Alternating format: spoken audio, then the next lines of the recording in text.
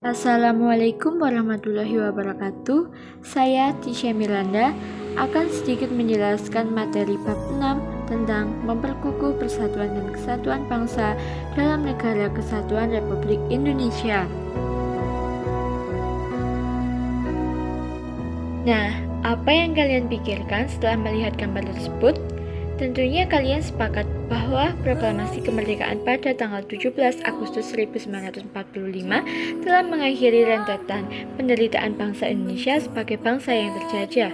Proklamasi telah melahirkan Indonesia sebagai negara baru yang mempunyai kedudukan sejajar dengan bangsa lainnya yang telah merdeka terlebih dahulu. Proklamasi kemerdekaan tidak akan pernah terjadi apabila tidak adanya persatuan dan kesatuan di antara warga negara Indonesia.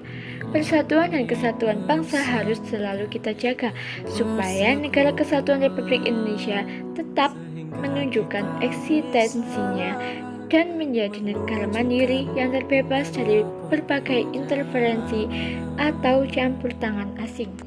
Makna persatuan dan kesatuan bangsa. Dalam substansi persatuan dan kesatuan bangsa itu terdapat sejumlah konsep dasar, di antaranya adalah persatuan, kesatuan, bangsa, integrasi nasional, nasionalisme, dan patriotisme. Persatuan secara sederhana berarti gabungan atau ikatan, kumpulan, dan sebagainya dari beberapa bagian menjadi sesuatu yang utuh. Konsep bangsa dalam substansi ini adalah bangsa Indonesia, yaitu bangsa yang menghuni wilayah Nusantara dari Sabang sampai Merauke. Bersatunya bangsa Indonesia didorong oleh kemauan yang sadar dan penuh tanggung jawab untuk mencapai kehidupan bangsa yang bebas dalam suatu wadah negara yang merdeka, berdaulat, adil, dan makmur. Jika kita berbicara tentang kesatuan, maka konsep kesatuan yang kita anut meliputi aspek alamiah atau konsep kewilayahan dan aspek sosial atau politik, sosial, budaya, ekonomi, pertahanan, dan keamanan. Kesatuan wilayah meliputi darat, laut, dan udara. Kebulatan ini sesuai dengan politik kewilayahan yang kita anut, yakni wawasan Nusantara. Berdasarkan konsep wawasan Nusantara, negara kita memiliki karakteristik sebagai berikut. Yang pertama, negara kepulauan yang pengertiannya adalah suatu wilayah lautan yang ditaburi pulau-pulau besar dan kecil. Kedua, konsep utamanya adalah menunggalnya wilayah laut, darat, dan wilayah udara.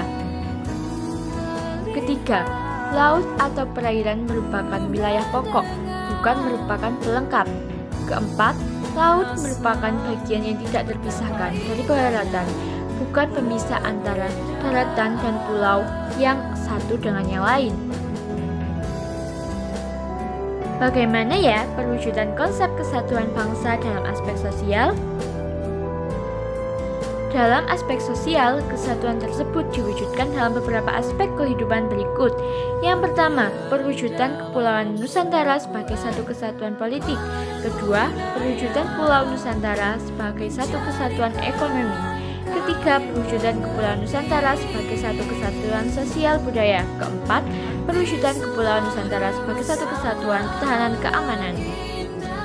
Dari uraian penjelasan sebelumnya, semakin jelas tergambar bahwa negara kepulauan Indonesia dipersatukan bukan hanya dari aspek kewilayahannya saja, tetapi meliputi pula aspek ideologi, politik, ekonomi, sosial, budaya, pertahanan, dan keamanan.